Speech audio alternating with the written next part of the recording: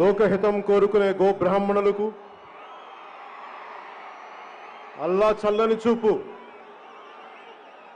అందరి యందు ప్రసరించాలని ప్రార్థించే ఇస్లాం మత పెద్దలకు నిరంతరం యేసు ప్రభు త్యాగాన్ని ప్రపంచానికి తెలియజెప్పే క్రైస్తవ మతాచార్యులకు సర్వజనం హితం కోరే బౌద్ధ సన్యాసులకు లోక సౌభాగ్యాన్ని ఆకాంక్షించే సిక్కు జైన మత గురువులకు లోక కళ్యాణం కోసం నిరంతరం రామకోటి రాసే లోక కళ్యాణం కోసం నిరంతరం రామకోటి రాసే తల్లులకు పెద్దలకు మీ అందరికీ పేరు పేరున శిరస్సు వంచి నమస్కరిస్తున్నాను.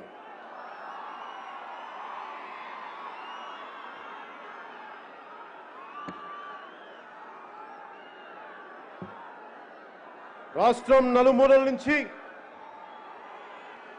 ఆంధ్ర రాష్ట్రం నలుమూలల నుంచి, తెలంగాణ రాష్ట్రం నుంచి,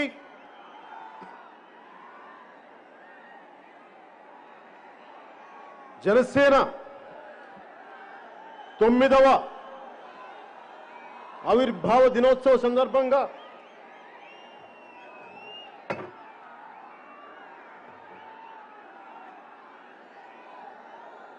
ఆంధ్ర రాజధాని అమరావతిలోని మంగళగిరి తాడేపల్లి మండలంలోని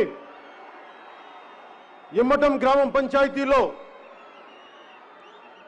దామోదరం సంజీవయ్య గారి కళా ప్రాంగణానికి విచ్చేసిన కొదమ సింహాల్లాంటి జన సైనికులకు, ఆడబెబ్బులి లాంటి వీర మహిళలకు,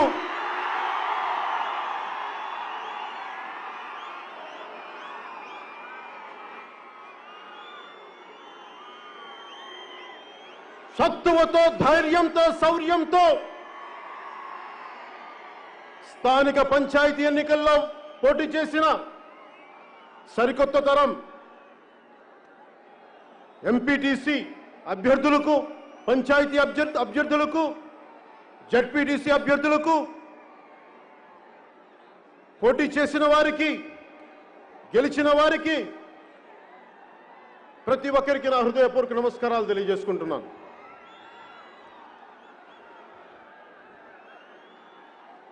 ఈ సభను జరిపేందుకు అనుమతి ఇచ్చిన, మా పొలాల్లో సభను చేసుకోండి అని చెప్పిన ఇమ్మటం పంచాయతీ రైతు సోదరులకు ముందుగా నా కృతజ్ఞతలు తెలియజేసుకుంటున్నాను. మీరు చూపించిన ఈ ప్రేమ, సభ పెట్టుకొని మీరు మాకు అండగా నిలబడ్డందుకు నేను మీకు ఈ రోజున ఒక మాట ఇస్తున్నాను. వ్యక్తిగతంగా నా ట్రస్ట్ తరపు నుంచి ఇమ్మటం గ్రామ పంచాయతీకి 50 లక్షలు నేను మీకు ఇస్తున్నాను.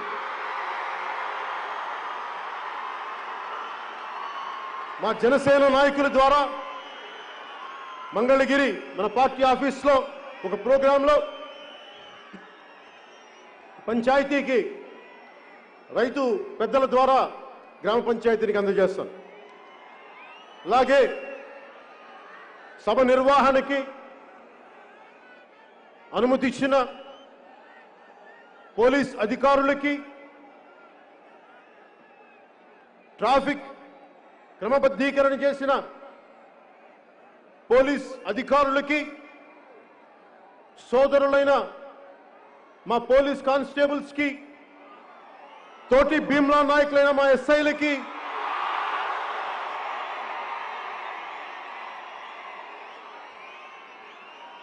మీ అందరికీ పేరు పేరున నా హృదయపూర్వక నమస్కారాలు, ధన్యవాదాలు.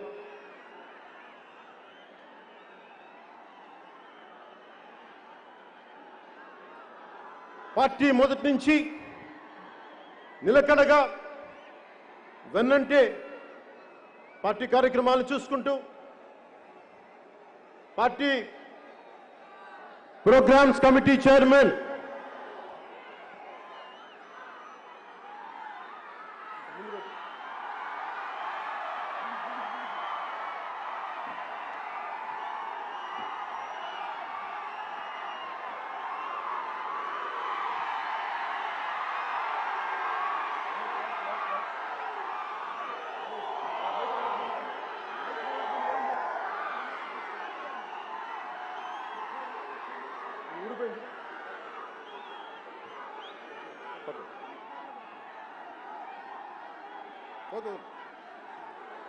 Party programmes committee chairman KK గారికి 12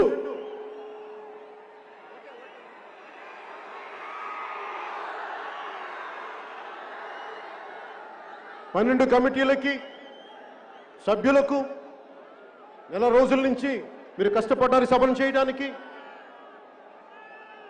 సహకరించిన వాలంటీర్లకి ఆడపడుచులకి నాయకులకి మనస్ఫూర్తిగా నా కృతజ్ఞతలు. మీ కష్టాన్ని నేను మర్చిపోను.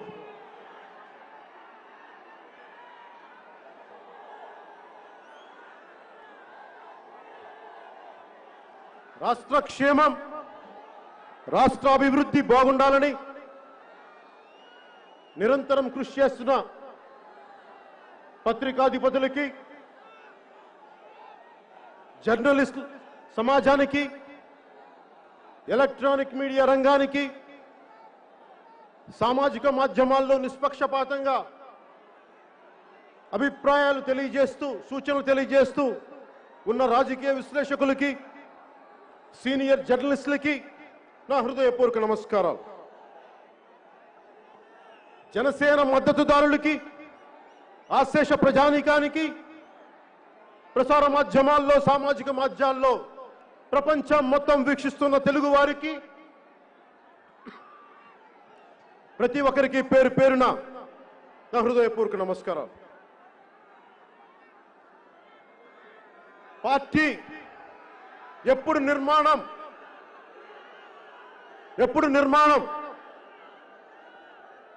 ఎలా ఉంటుంది అని చాలా సంవత్సరాల నుంచి ప్రశ్నిస్తే ఈ రోజున ప్రతి జిల్లాలో అధ్యక్షులు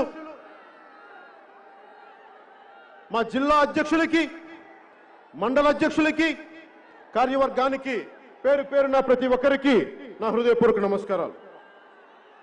మా జనరల్ సెక్రటరీస్కి పేరు పేరున ప్రతి ఒక్కరికి నా హృదయపూర్వక నమస్కారాలు. పిఏసి సభ్యులకి నా హృదయపూర్వక నమస్కారం.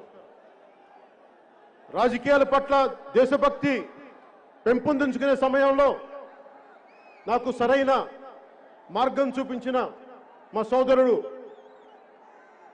నేను ఈ రోజున రాజకీయాల మీద పాలసీ మీద అవగాహన ఎంతో కొంత మాట్లాడుతున్నానంటే దానికి కారణం నాగబాబు గారు. ఆయన నెల్లూరులో లా కాలేజ్ చదువుకుంటున్న సమయంలో విఆర్ లా కాలేజ్లో ఆయన ఇచ్చిన ఒకే ఒక పుస్తకం నాకు చాలా ప్రేరణ. We the people we the nation అని నాని పాల్కీవాలా గారు. అది నాకు ఒక బైబిల్ అయిపోయింది. సో దాని స్ఫూర్తిని నింపుకొని ఈ రోజున బలంగా మీ ముందున్నానంటే దానికి కారణం ఆయన ఇచ్చిన నాకు ఒక మంచి పాఠం. అలాంటి సోదరులు నాగబాబు గారికి నా హృదయపూర్వక నమస్కారాలు. గెలిచినా ఓడినా ప్రయాణం నీతోనే జనసేనతోనే అని చెప్పిన ఉమ్మడి రాష్ట్ర సభాపతి, ఉమ్మడి రాష్ట్ర మాజీ సభాపతి, పిఎస్సి చైర్మన్, సీనియర్ రాజకీయ నాయకులైన పెద్దలు శ్రీ నాదెండ్ల మనోహర్ గారికి నా హృదయపూర్వక నమస్కారం.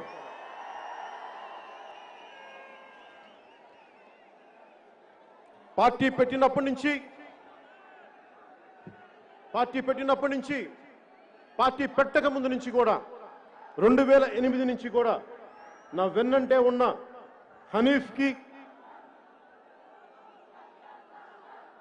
శంకర్ గౌడ్ గారికి, జనసేన పార్టీ ఉపాధ్యక్షులు మహేందర్ రెడ్డి గారికి, తెలంగాణ కార్యవర్గానికి,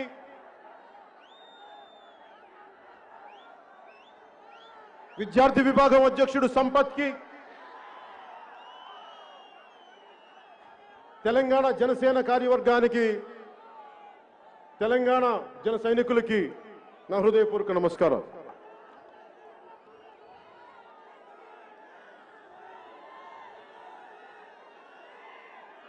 ఈ 9వ ముఖ్య అంశాల్లోకి వెళ్ళబోయే ముందు ఒకసారి మన గురించి మనం విశ్లేషించుకుందాం. ముఖ్యంగా ఈ సందేశం జన సైనికులకు, క్రియాశీలక కార్యకర్తలకు, వీర మహిళలకు నా చిన్న సందేశం. మనం ప్రేమించే వ్యక్తి మీద అభిమానం, ప్రేమ పక్కవారికి ఇబ్బంది కలిగించకుండా ఉండాలి. ఆ వ్యక్తి మీద ప్రేమ మీ తల్లిదండ్రులకి ఇబ్బంది కలిగించకూడదు, మీ కుటుంబ సభ్యులకి బరువు అవ్వకూడదు. ఆ వ్యక్తి మీద అభిమానం, ప్రేమ దేశం వైపు, సమాజం వైపు మళ్లించండి. వీర మహిళలకి నేను వీర మహిళని ఎందుకు మహిళా విభాగానికి పేరు పెట్టానంటే, నేను ఆదిశక్తిని ఆరాధించేవాడిని. పురాణాల్లో కామ, క్రోధ, లోభ, మద, మోహ, మాత్సర్యంతో తలకెక్కి పురుష దేవతల్ని కూడా ఓడించి ఇబ్బందులు పెట్టి అలాంటి దేవతలు కూడా తిరిగి శరణు వేడుకునేది ఆదిశక్తిని. ఆ ఆదిశక్తి మళ్ళీ శక్తి ఇచ్చి పురుష దేవతలకు యుద్ధం చేయమని పంపిస్తుంది. అలాంటి ఆదిశక్తి ప్రతిరూపాలైన మా వీర మహిళలకి, ఆడపడుచులకి నా హృదయపూర్వక నమస్కారాలు. చరిత్రలో చదువుకున్నాం, ఖడ్గతిక్కన యుద్ధం నుంచి పారిపోతే తల్లి, భార్య ఇద్దరు పసుపు గాజులు పిచ్చి స్వాగతం పలుకుతారు. ఈ లోకంలో, ఈ సమాజంలో మగవాళ్ళు మగవాళ్ళగా ప్రవర్తించకపోతే వీర మహిళలే గుండెల్లో శౌర్యం నింపాలి, వాళ్లే మార్పును తీసుకురావాలి. అలాంటి వీరత్వం చూపించే ఆడపడుచులకు, ఆదిశక్తితో సమానం లాంటి వీర మహిళలకు నా గుండె లోతుల్లోంచి మీ కృతజ్ఞతలు తెలియజేసుకుంటున్నాను.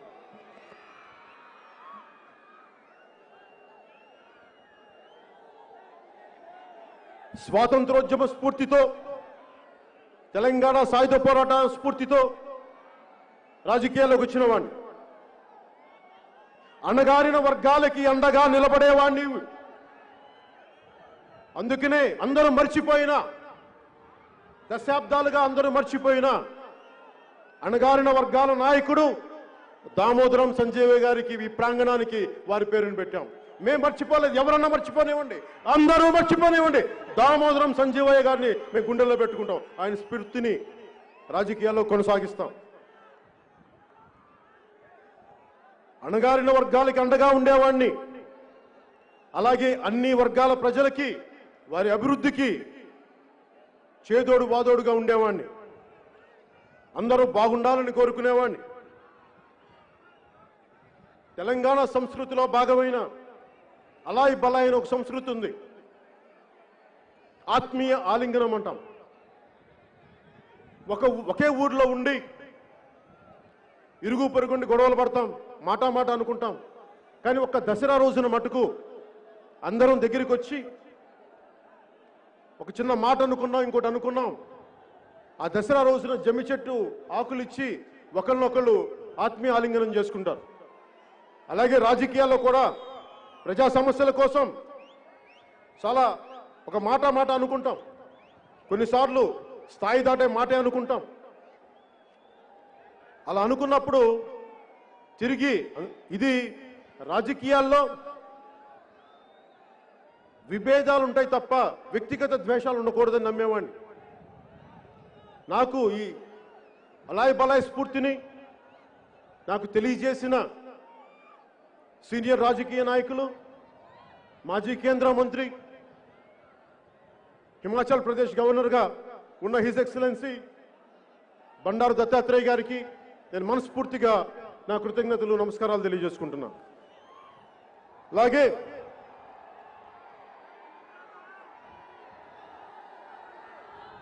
ఉభయ రాష్ట్రాల్లోని భారతీయ జనతా పార్టీ అధ్యక్షులిద్దరికి, శ్రీ సోము వీర్రాజు గారికి, శ్రీ బండి సంజయ్ గారికి కూడా నా నమస్కారాలు తెలియజేసుకుంటున్నాను. ఉభయ రాష్ట్రాల్లోని కాంగ్రెస్ నాయకులకు, కార్యకర్తలకు కూడా నా హృదయపూర్వక నమస్కారాలు. సిపిఐ సిపిఎం నాయకులైన మధు గారికి, రామకృష్ణ గారికి, వారి నాయకులకి, వారి కార్యకర్తలకు కూడా నా నమస్కారం.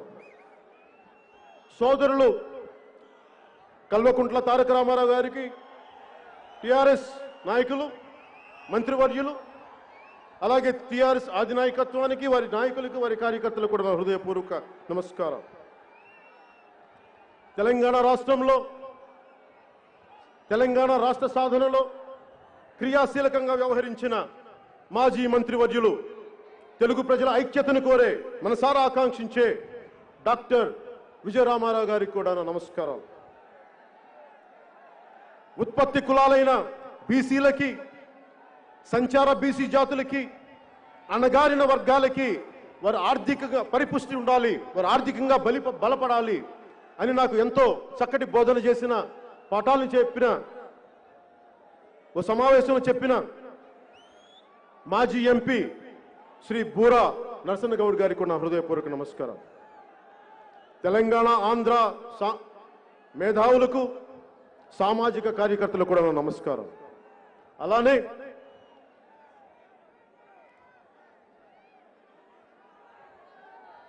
టీడీపీ నాయకులు, సీనియర్ రాజకీయ నాయకులు, మాజీ ముఖ్యమంత్రి, ప్రస్తుత ప్రతిపక్ష నేత శ్రీ చంద్రబాబు నాయుడు గారికి కూడా నా నమస్కారం. తెలుగుదేశం కార్యకర్తలకి, నాయకులకి కూడా నా నమస్కారం. నా సంస్కారం వైసీపీ వారికి కూడా నమస్కారం పెట్టమంటుంది.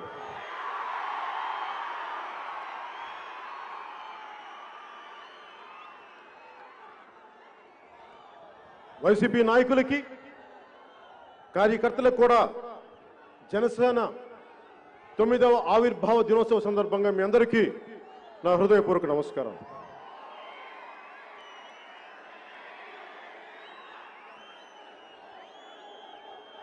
వైసీపీలో చాలా మంచి నాయకులు ఉన్నారు. మనం వైసీపీ అనగానే కనిపించే బూతులు తిట్లే మంత్రులు కాకుండా మంచి నాయకులు కూడా ఉన్నారు. మన దురదృష్టవశాత్తు చనిపోయిన మేకపాటి గౌతమ్ రెడ్డి గారు, మేకపాటి వారి తండ్రి గారు మేకపాటి రాజమోహన్ రెడ్డి గారికి కూడా నా హృదయపూర్వక నమస్కారం. అలాగే ఇంకొక వైసీపీ నాయకులు, నెల్లూరు జిల్లా నాయకులు ఆనం రామనారాయణ రెడ్డి గారికి కూడా నా నమస్కారం.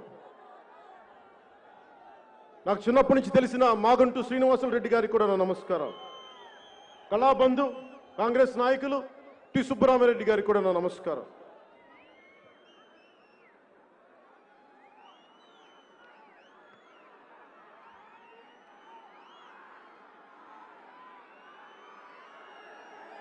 నమస్కారాల పర్వం పూర్తయింది.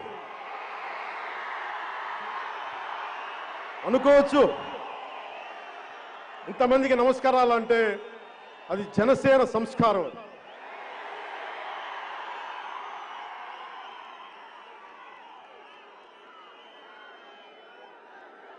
ఒక పార్టీని నడపడం అంటే, మీరు ఇక్కడ ఉండి నన్ను రమ్మంటే ఎలాగా, మీద వాళ్ళు కనిపించొద్దా, మీరు పక్కన చూడండి పంపిస్తాం. ఒక పార్టీని నడపడం అంటే ఏంటి? ఒక పార్టీ నడపడం అంటే వేల కోట్లు ఉండాలా? ఏముండాలి ఒక పార్టీ నడపడానికంటే? ఒక బలమైన సైద్ధాంతిక బలం ఉండాలి. ఆ సైద్ధాంతిక బలాన్ని ఆ సిద్ధాంతాన్ని బతికే వ్యక్తుల సమూహం ఉండాలి. ఒక్కళ్ళు ఇద్దరు అలా స్టార్ట్ అవుతుంది ఎప్పుడు. అలా ఒక బలమైన ఒక పార్టీని నడపడం అంటే ఒక బలమైన సిద్ధాంతాన్ని పట్టుకొని ఉండటం. ఆ సిద్ధాంతాన్ని పట్టుకున్న ఇన్ని లక్షల మందితో కలిసి ఉండటం, వారిని కలిపి ఉంచటం. 2014లో ఏమాత్రం పూర్తి స్థాయి రాజకీయ అనుభవం లేని 6 మంది రాష్ట్ర కార్యవర్గంతో 150 మంది క్రియాశీలక కార్యకర్తలతో 2014 మార్చి 14న ఆంధ్ర తెలంగాణ రాష్ట్రాల ఉమ్మడి రాజధాని అయిన హైదరాబాద్లో ప్రారంభం చేశాం. సరిగ్గా 8 సంవత్సరాలు పూర్తి చేసుకొని ఈ 22 మార్చి 14కి 6 మందితో ప్రారంభమైన రాష్ట్ర కార్యవర్గం ఈ రోజున 76 మందితో ఉంది. లీగల్, చేనేత, మత్స్యకార, డాక్టర్స్, ఐటీ, ప్రోగ్రాం విభాగాల్లో 400 మందితోటి. జిల్లా కార్యవర్గం, జిల్లా అధ్యక్షులు కానీ వీరితోటి 334 మంది. 416 మండలాల్లో మండల అధ్యక్షులతో 13,369 పంచాయతీలకి 12,200 పంచాయతీల్లో జన సైనికులు రేపొద్దున కార్యవర్గం కాబోతా ఉన్నారు. 150 మంది క్రియాశీలక కార్యకర్తలతో ప్రారంభమై 5 లక్షల ధ్యేయం దిశగా ఈ రోజున 3,26,000 క్రియాశీలక కార్యకర్తలు ఉన్నారు. ఎక్కడ 150, ఎక్కడ 3,26,000. 8 సంవత్సరాలు పట్టింది ఇది సాధించడానికి. 2000 సార్వత్రిక ఎన్నికలు 2019 సార్వత్రిక ఎన్నికల్లో ఒక ఎమ్మెల్యే సీటు గెలుచుకొని ఆ వైసీపీ వాళ్ళు పట్టుకెళ్ళిపోయిన సీట్ అది మందే. 137 సీట్లు మనం పోటీ చేసింది 2019లో 137 సీట్లు. దాని సరాసరి 7.24% ఓటింగ్. పార్టీ గుర్తుల మీద జరిగే స్థానిక సంస్థల ఎన్నికల్లో మనం పోటీ చేసిన వాటిలో సరాసరి 27.4% పెరిగింది. పంచాయతీ ఎన్నికల్లో 60% మంది జనసేన పార్టీ మద్దతుతో బరిలో దిగారు. 60% మంది. మనం సాధించింది 1,209 సర్పంచులు, 1,576 ఉప సర్పంచులు, 4,456 వార్డు మెంబర్లుగా గెలిచారు. రాష్ట్ర వ్యాప్తంగా 2,000 ఎంపీటీసీ స్థానాల్లో జనసేన పార్టీ అభ్యర్థుల్ని పోటీకి నిలిపింది. 180 గెలిచాం. 156 జడ్పీటీసీ స్థానాల్లో జనసేన అభ్యర్థుల్ని నిలబెట్టింది. 2 జడ్పీటీసీ స్థానాలని కైవసం చేసుకుంది. అలాగే విశాఖ కార్పొరేషన్కి, మిగతా మున్సిపాలిటీలకి పోటీ చేసి కార్పొరేటర్లుగాను వార్డు మెంబర్లుగా గెలిచారు. వీటిలో కూడా 27.28% తీసుకురాగలిగాం, సాధించగలిగాం. అలాగే ఈ రోజున పార్టీ సభ్యత్వం 46 లక్షలకి చేరుకుంది. ఇదంతా ఎందుకు చెప్తున్నానంటే పక్క పార్టీలకి గొప్ప విజయంగా కాకపోవచ్చు, కానీ ఒకటి చెప్తున్నా, వైసీపీనే తీసుకుందాం, అది కాంగ్రెస్కి ఇంకొక రూపం. సీనియర్ నాయకులు ఉన్నారు అక్కడ. ఈ ముఖ్యమంత్రి, ఈ నాయకులు, వైసీపీ నాయకుల తండ్రి గారు ఆయన సీనియర్ కాంగ్రెస్ నాయకులు, ముఖ్యమంత్రి ఆయన. తెలుగుదేశం పార్టీ కూడా చాలా పెద్ద మంది, 3.5 దశాబ్దాలుగా ఉన్నది. కానీ జనసేన సీనియర్ నాయకులు ఎవరు లేరు.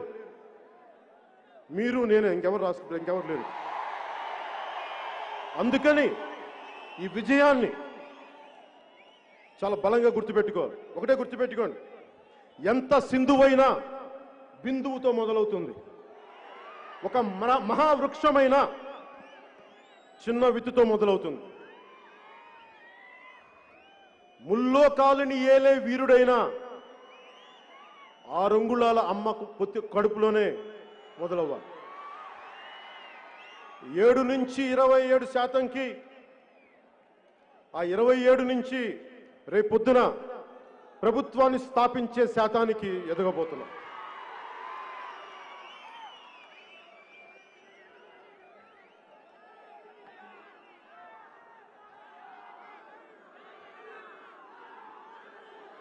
అలాగే జనసేన నాయకులకి,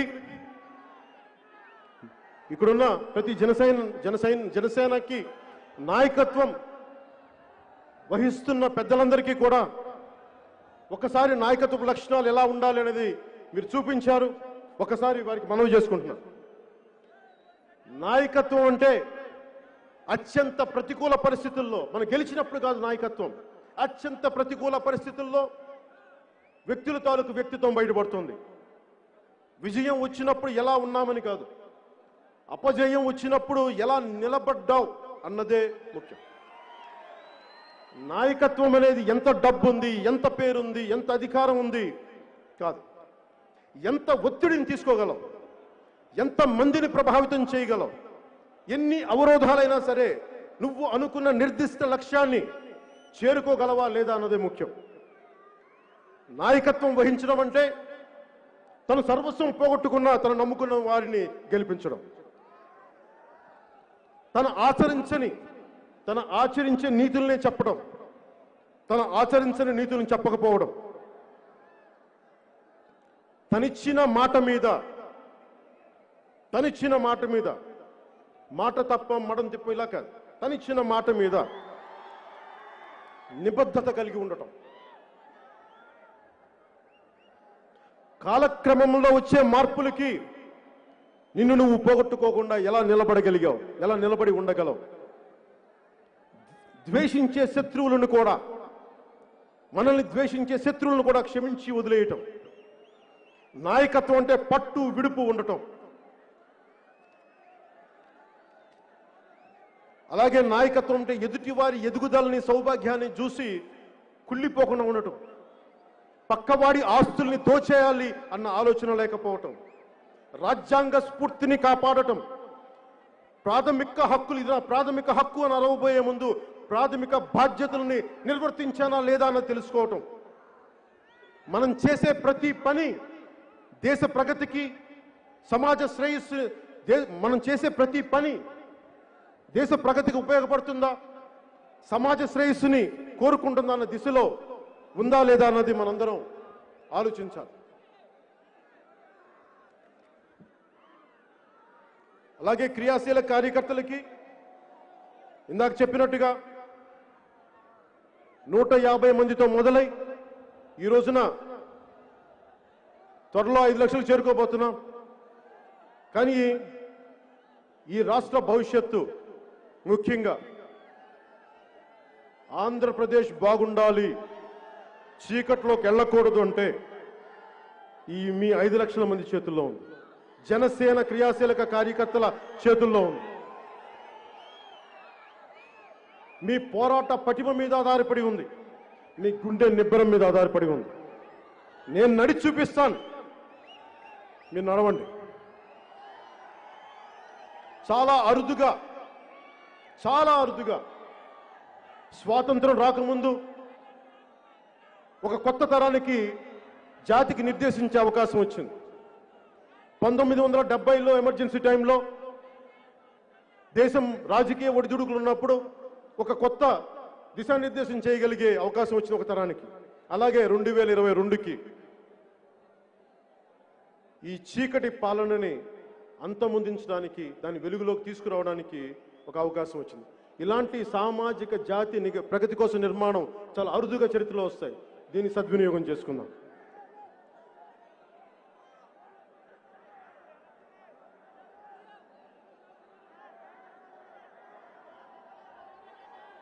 జనసేన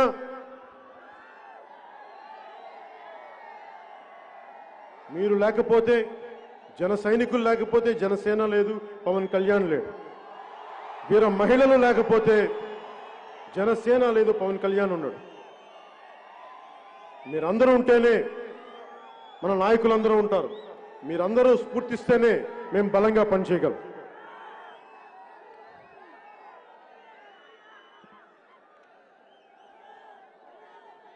చాలాసార్లు చాలా సభల్లో నన్ను అడుగుతూ ఉంటారు, ఎంతసేపు ప్రశ్నించే పార్టీగా ఉండిపోతున్నాం, ఎంతసేపు ప్రశ్నించే పార్టీగా ఉండిపోతున్నాం, మనం ప్రశ్నిస్తాం ఇంకెవరు అధికారం పెడుతున్నారంటే నేను ఒకటే చెప్తున్నాను. ఈ రోజున చాలామంది మన నాయకులు కూడా 2-3 సార్లు సందర్భాల్లో ప్రస్తావిస్తూ ఉంటారు, చాలా సందర్భాలు నేను వింటూ ఉంటాను. ప్రశ్నించడం అంటే తేలిగ్గా తీసుకోకండి. ప్రశ్నించడం అంటే గుండె సత్తువుని పెంచుకోవడం. ప్రశ్నించడం అంటే పోరాటానికి సంసిద్ధంగా ఉండటం. ప్రశ్నించడం అంటే మార్పుకి శ్రీకారం చుట్టడం. ప్రశ్నించడం అంటే ఒక సరికొత్త రాజ్య స్థాపన చేయడం, తద్వారా సుపరిపాలన అందజేయడం. అందుకని దయచేసి ప్రశ్నించడం అనేది తేలిగ్గా తీసుకోకండి. ఇది చాలా బలమైన ఆయుధం. నేను పాటించింది ఏది మిమ్మల్ని అడగను. నా వ్యక్తిగత ప్రయోజనాలకి మీ జీవితాలు నేను తాకట్టు పెట్టను. మీ ప్రాణానికి నా ప్రాణం అడ్డు వేస్తాను, కానీ ఎప్పుడు నేను వాడుకోను. 2014లో సూటిగా ప్రశ్నించాం, ప్రభుత్వాన్ని ఎదుర్కొన్నాం. 2019లో బలంగా పోరాటం చేశాం, బరిలో నిలబడి ఉన్నాం. 2024లో గట్టిగా నిలదొక్కుంటాం, ప్రజా ప్రభుత్వాన్ని స్థాపిస్తాం. జై జనసేన. మనం చేస్తుంది స్వకార్యం కాదు, ప్రజాకార్యం. అది రామకార్యంతో సమానం.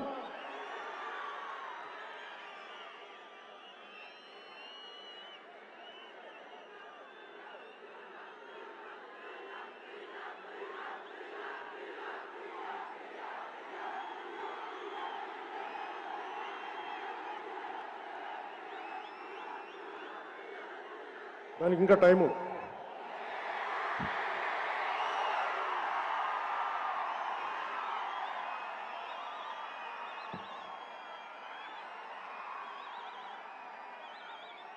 నీళ్ళే బాబు, భూమి భూమి కాదా?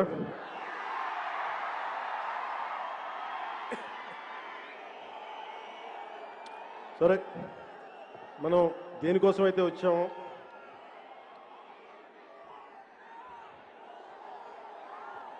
నేను 2.5 ఏళ్ల వైసీపీ పాలన గురించి మాట్లాడేటప్పుడు మనం ఓడిపోయి, నేను 2 చోట్ల ఓడిపోయి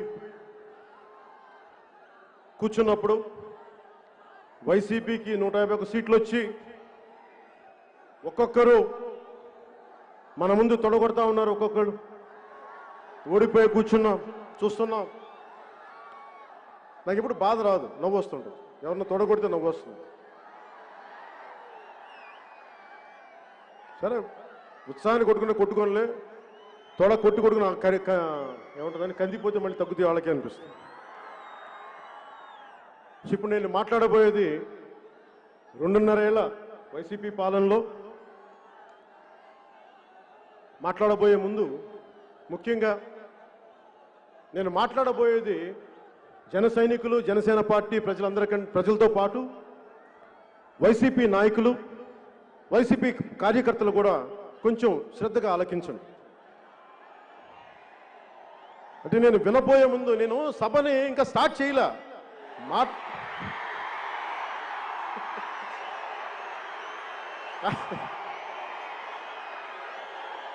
నేను ఎవరు చెప్తా ఉన్నారు, బయలుదేరబోయే లోపు నన్ను వైసీపీ నాయకులు, మంత్రులు తిట్టడం స్టార్ట్ చేశారంట. ఏదో అల్లంపల్లో వెల్లుల్లిపాయ ఏదో ఉంటుంది కదా, వెల్లంపల్లి, వెల్లుల్లిపాయ, బంతి, చామంతి, పూబంతి, గోడ కొడితే తిరిగి రాని బంతి, అవంతి, వీళ్ళేదో మాట్లాడుతున్నారంటే నేను చెప్పా, ఇంకా మాట్లాడలేదు కదా, ఏంటి వాళ్ళు తొందర ఏంటన్నా. సరే, సో బంతి, చామంతి, వెల్లంపల్లి, వెల్లుల్లిపాయ గురించి మళ్ళీ మాట్లాడుకుందాం ఇంకా సమయం.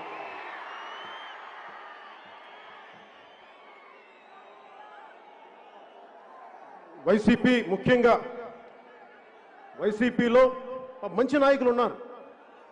ఉమారెడ్డి వెంకటేశ్వర లాంటి పెద్దలు, మాగంటి శ్రీనివాసరెడ్డి గారు, మేకపాటి కుటుంబీకులు, మంచి నాయకులు ఉన్నారు, ఆనం రామనారాయణ రెడ్డి గారు.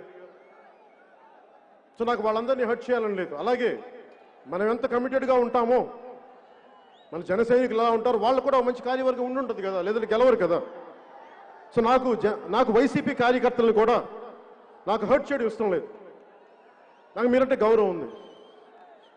మీ నాయకత్వం 151 సీట్లు గెలిస్తే మేము ఓడిపోయాం కాదంట్లా, కానీ మాకేం ఇబ్బంది ఉండదు. సరే మీరు బాగా చేయడం చూశాను, మీరు ఎంత బాగా చేస్తారు నేను ఎదురు చూశాను. అందరిలాగే 5 కోట్ల మంది 5.5 కోట్ల మంది ప్రజలు ఎలా ఎదురు చూశారో నేను కూడా వారితో పాటు ఒక 5.5 కోట్ల ఒకటిగా నేను ఎదురు చూశాను.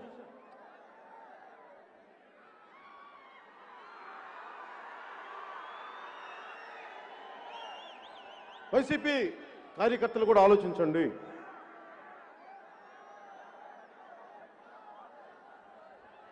నాకు మీ వైసీపీ నాయకత్వం పైన కానీ, మీ వైసీపీ నాయకుల పైన కానీ, మంత్రుల పైన కానీ నాకు వ్యక్తిగత ద్వేషాలు ఉండవు, పెట్టుకోండి. నాకు పాలసీ మీద విభేదాలే ఉంటాయి తప్ప, మీరు ఈ పాలసీని ఎందుకు చర్యలు చేయలేదు, మీరు ఒక ఇసుక పాలసీ సరిగ్గా లేదని మాట్లాడతాను తప్ప, ఎప్పుడు కూడా ఇన్ని సంవత్సరాల్లో నేను వ్యక్తిగతంగా దాడి చేయను. అది నా సంస్కారం, అది నా తల్లిదండ్రులు నేర్పిన సంస్కారం. నాకు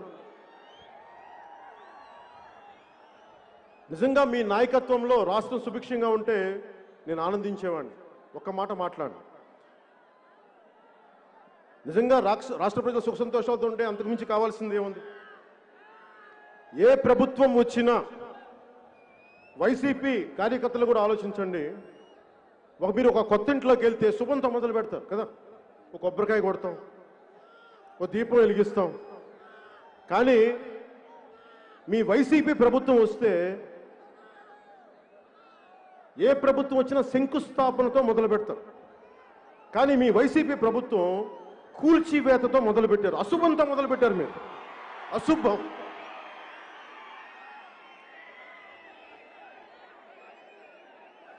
మూడు నెలలకే ఇసుక సమస్య వచ్చి ఇసుక పాలసీ ఇంకా రాకపోవడం వల్ల ఆపేస్తే భవన నిర్మాణ కార్మికులు రోడ్డు మీద పడ్డారు. అంటే దాంట్లో 30 లక్షలు పైచిలుకు భవన నిర్మాణ రంగానికి దానికి అనుసంధానమైన కార్మికుల జీవితాలని మీరు ఒక్క ఇసుక పాలసీతో చిందరవందర చేశారు, రోడ్ల మీద పడేశారు వారి జీవితాలని. 32 మంది నిండు ప్రాణాలని మీ నాయకులు, మీ నాయకత్వం బలిగొంది. దానికి మీరేం సమాధానం చెప్తారు వైసీపీ కార్యకర్తలు? ఈ పాలసీకి సమస్య ఏంటంటే ఇసుక కాంట్రాక్ట్ ఎవరికి ఇవ్వాలి? ఏ పాలసీ తెస్తే మా వైసీపీ నాయకులకి వేల కోట్లు వస్తాయి అన్న ఆలోచనకి మూల్యం, ఖరీదు 32 నిండు ప్రాణాలు. ఆడపడుచుల్ని మీరు విధవల్ని చేశారు, గుర్తుపెట్టుకోండి. ఇది మీరు చేసిన ద్రోహం. 6 రోజుల నుంచి వరుస క్రమంలో ఇప్పటిదాకా నిన్న మన సభకి ఆటంకం కలిగించేంత వరకు చూస్తే ఇంత నెగిటివ్ మనుషులేంట్రా బాబు, ఇంత విధ్వంసపూరితమైన ఆలోచన విధానం ఏంట్రా బాబు అనిపిస్తుంది. అంటే వీళ్ళు ఏమనుకొని వచ్చారు రాజకీయాల్లోకి? అంటే నేను ఇప్పుడు మీరున్నారు, నేను సభకు వస్తే మా ఇది చేద్దాం, లేదంటే నేను పెద్ద ఇది చేస్తాం అనుకుంటారు. వీళ్ళు కూడా ఏదో అనుకుని ఉండాలి కదా, వైసీపీ నాయకులు కూడా. ఎవరైనా సరే రాజకీయాల్లోకి వస్తున్నారంటే సమాజం పట్ల చాలా ప్రేమ ఉంటే కానీ రాడు రాజకీయాల్లోకి. అట్లీస్ట్ నేనైతే అది. సో నాకేముంది, చిన్నప్పుడు నేను ప్రతిజ్ఞ చదువుకున్నాను. మీరు కూడా చదువుకొని ఉంటారు చిన్నప్పుడు, ఇప్పుడు చిన్నపిల్లలు కూడా చదువుతూ ఉంటారు. పైడిమర్రి సుబ్బారావు గారు రాసింది ప్రతిజ్ఞ. భారతదేశం నా మాతృభూమి, భారతీయులందరూ నా సహోదరులు. మరి వైసీపీ వాళ్ళు ఏం ప్రతిజ్ఞ చేసుకొని వచ్చుంటారు రాజకీయాల్లో? వాళ్ళు కూడా ఏదో ప్రతిజ్ఞ చేసుకోకపోతే ఇంత దరిద్రం చేయరు కదా రాష్ట్రాన్ని. బలమైన ప్రతిజ్ఞ చేసుకుని ఉన్నారు. ఆంధ్రప్రదేశ్ మా సొంత భూమి, ఆంధ్రులందరూ మా బానిసలు, రాజ్యాంగ స్ఫూర్తిని తొంగలో దొక్కుతాం, న్యాయ వ్యవస్థని లెక్కే చెయ్యం, పోలీసుల్ని ప్రైవేట్ ఆర్మీగా వాడేస్తాం, ఉద్యోగుల్ని తిప్పలు పెడతాం, 3 చెరువులు నీళ్లు తాగిస్తాం,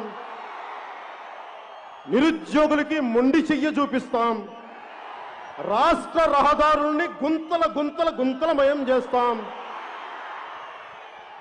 ప్రజల ఎన్నో పోసలు ఇరగొడతాం, ఆ ఇరగొట్టేంత వరకు విశ్రమించాం. సహజంగా పెట్టుబడుల్లో వచ్చే పెట్టుబడుల్లో 50% మా వాటా మేము లాక్కుంటాం.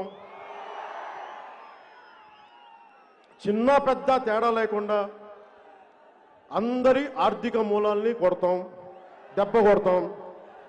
అన్నం పెట్టే రైతన్నల్ని అండగా ఉంటామని చెప్తాం. అధికారంలోకి రాగానే వారిని అప్పులు ఊబిలోకి నెట్టేస్తాం. ఆత్మహత్యలు చేసుకుంటారంటే ప్రోత్సహిస్తాం. ఇసుకన్న మటుకు అప్పడంలా కరాకరా నవ్వులేస్తాం. సహజ వనరుల్ని శాంతానికి వాడేసుకుంటాం. దేవతల విగ్రహాలు అపవిత్రం చేసిన వారిని గుండెల్లో పెట్టి రక్షించుకుంటాం. గజం ఖాళీ స్థలం కనిపిస్తే కబ్జా పెడతాం. పార్కులు, స్కూళ్ళు, కాలేజీలు, ప్రభుత్వ భవనాల్ని తాకట్టెట్టేస్తాం. సంపూర్ణ మద్యపాన నిషేధం ద్వారా ప్రజల్ని చిత్తుగా తాగిస్తాం. మా వైసీపీ పార్టీ ఆదాయపు వనరుల్ని మేము పెంచుకుంటాం. ఎవడన్నా గొంతెత్తితే సావగొడతాం, కేసులు పెడతాం, లాఠీలతో చితగొట్టిస్తాం. మా వైసీపీ ఎంపీ అయినా సరే ఒక్క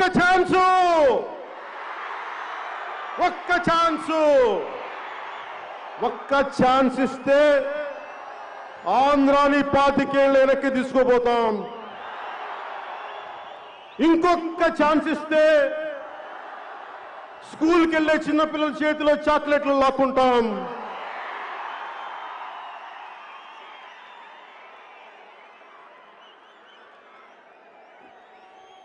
ఇదోబా వారి ప్రతిజ్ఞ.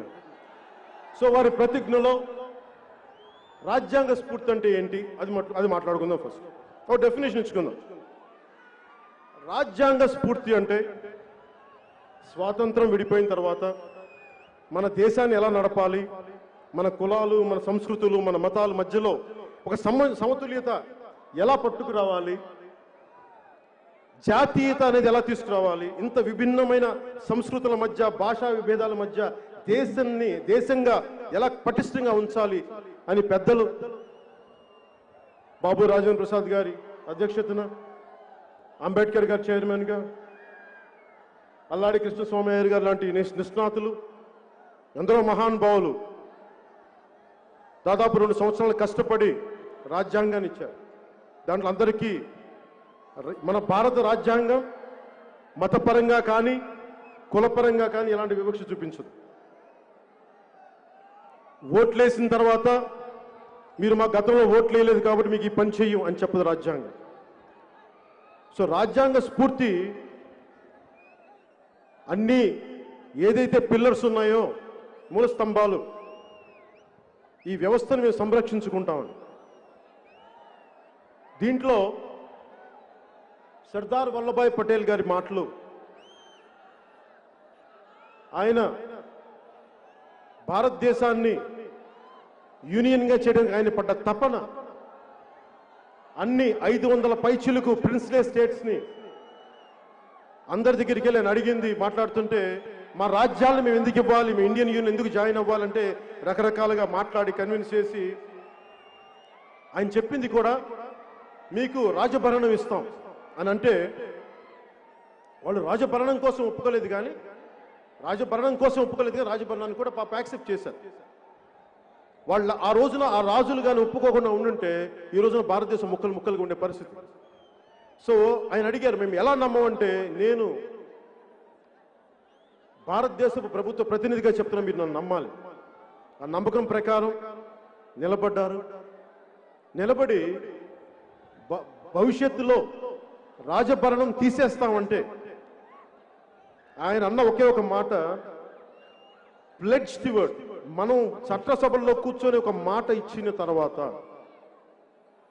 చట్టసభల్లో మనం కూర్చొని ప్రజాప్రతినిధులుగా ఒక మాట ఇచ్చిన తర్వాత, దాని మీద మనం ఒప్పందం మీద సంతకాలు పెట్టుకున్న తర్వాత, దానిని మనం ఆనర్ చేయకపోతే, దాన్ని పాటించకపోతే మనకి సభల్లో కూర్చునే అర్హత లేదు మనకని సర్దార్ వల్లభాయ్ పటేల్ గారు చెప్పారు. సర్దార్ వల్లభాయ్ పటేల్ గారి అన్ని 100 పైచిలుక అడుగుల విగ్రహం గుజరాత్లో ఉందేమో, కానీ దానికి మించిన అడుగులు ఎత్తు విగ్రహం నా గుండెలో ప్రతిష్ఠించుకున్నాను ఆ మాటలు చదివి. అంటే ఈ రోజున వైసీపీ చేసింది మొట్టమొదటిగా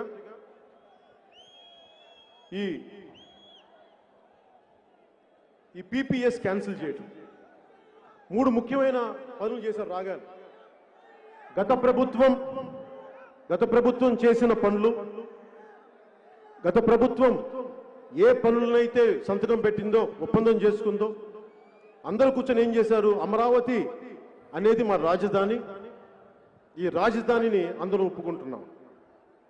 సో అమరావతి అనేది రాజధానిగా చేసి ఆంధ్రాకి రాజధాని ఒప్పుకున్న తర్వాత ప్రతిపక్షంలో ఉండి ఇప్పుడున్న ముఖ్యమంత్రి కూడా ఒప్పుకుంటేనే అది ముందుకెళ్ళింది. దానికి ప్రధానమంత్రి నరేంద్ర మోదీ గారు వచ్చారు. సో ఇది చేసిన తర్వాత రాగానే రాజధాని ఇక్కడ కాదు, 3 రాజధానులు. అలాగే cancellation of PPs, power purchase agreements. మేము ఆ ప్రభుత్వం చేసుకుంది కానీ మా ప్రభుత్వంతో సంబంధం లేదు అంటే ఒకటి అర్థం చేసుకోవాలి, గవర్నమెంట్ అంటే కంటిన్యూటీ ఆఫ్ పాలసీ. మీరు వచ్చి ప్రభుత్వాలు రాజు మారినప్పుడల్లా రాజధానులు మారవు, ముఖ్యమంత్రులు మారినప్పుడల్లా పాలసీలు మారవు. ఆ పాలసీలో తప్పొప్పులుంటే సరిచెయ్యాలి, ముందుకు తీసుకెళ్ళాలి తప్ప మేము చెయ్యం, మేము వేరే పాలసీలు అంటానంటే అది కుదరదు. అలాగే ముందుగా అమరావతికి రాజధాని మీదే తీసుకుంటానంటే నేను తెలుగుదేశం పార్టీకి భారతీయ జనతా పార్టీతో కలిసి జనసేన 2014న వారికి మన మద్దతు తెలిపి వారి విజయానికి మన వంతు సహకారం అందించాం. మరి రాజధాని విషయంలో ఇక్కడ పెనుమాక కానీ, ఉండవల్లి గ్రామ ప్రజలు కానీ, ఇంకా మిగతా గ్రామాల్లోని రైతులందరూ మాకు భూములు ఇవ్వడం ఇష్టం లేదు రాజధాని కంటే, నేను వారి వెంట నిలబడ్డాను. ఆ రోజు నా ప్రభుత్వాన్ని ఒకటే ప్రశ్నించాను, మీరు అంచెలంచెలుగా మీరు రాజధాని నిర్మించండి. ఇది నేను వారికి మద్దతు ఇచ్చిన వ్యక్తిని. నేను మద్దతు ఇచ్చిన ప్రభుత్వానికి నేను చెప్పాను మీరు అంచెలంచెలుగా వెళ్ళండి. నేనే గొంతెత్తినప్పుడు ఈ రోజున 3 రాజధానులు అని చెప్పే వైసీపీ మంత్రులు కానీ, వారి నాయకత్వం కానీ ఆ రోజు మీరు ఎందుకయ్యా చెప్పలేదు? మీరు గాడిదలా కాస్తున్నారు. మీరు ఆ రోజున ప్రతిపక్షంలో ఉండే గాడిదలా కాస్తున్నారు మీరు. ఆ రోజే మీ బుర్ర ఏమైంది? మీ బుద్ధి ఎక్కడ ఉంది? ఆ రోజున గాడిదలు కాసే పనులు మీరు ఏం చేస్తున్నారా? ఆ రోజున మీరు ఆ రోజు చెప్పించలేకపోయారా? మీ వైసీపీ నాయకుడు సత్తెనపేట ఏదో నరసరావుపేట మర్చిపోయిన ఆయన నియోజకవర్గం ఏంటో,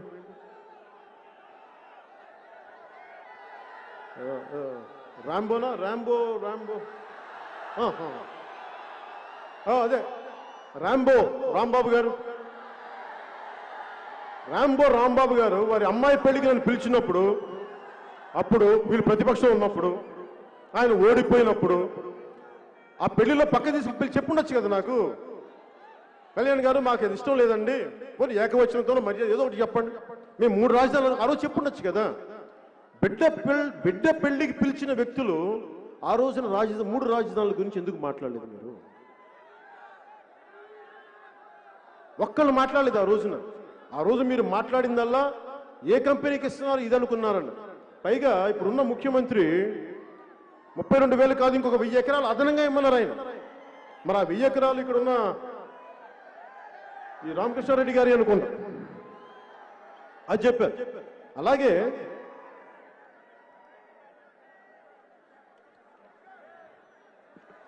29 గ్రామాలు 26,896 రైతులు, 34,000 ఎకరాలు. దీంట్లో 32% మంది ఎస్సీ, ఎస్టీ, మిగతా వాళ్ళు బీసీలు, ఓసీలు.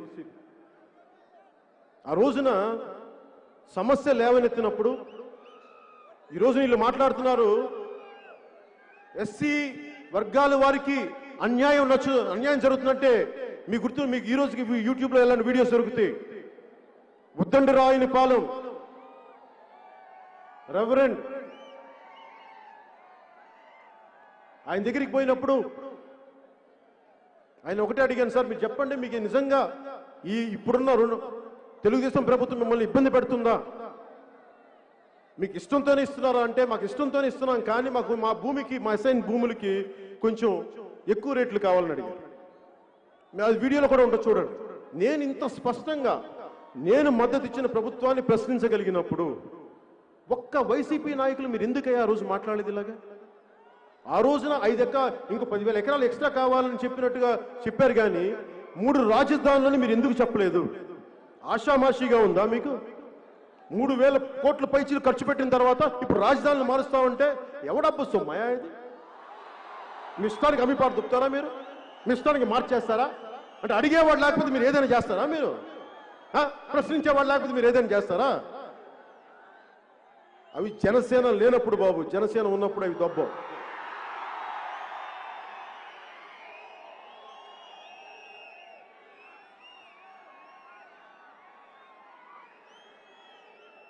ఈ రోజున అమరావతి రైతులకి చెప్తున్నా,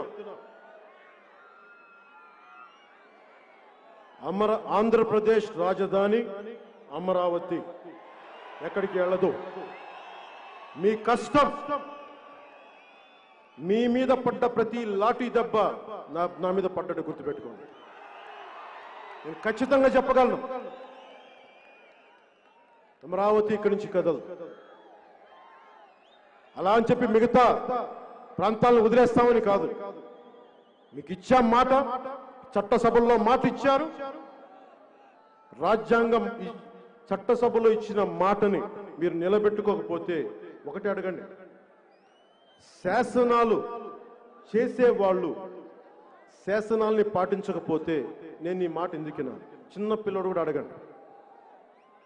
అంటే మీరు శాసనాలు చెప్తారే తప్ప పాటించరా? అవన్నీ కుదరవు. అలాగే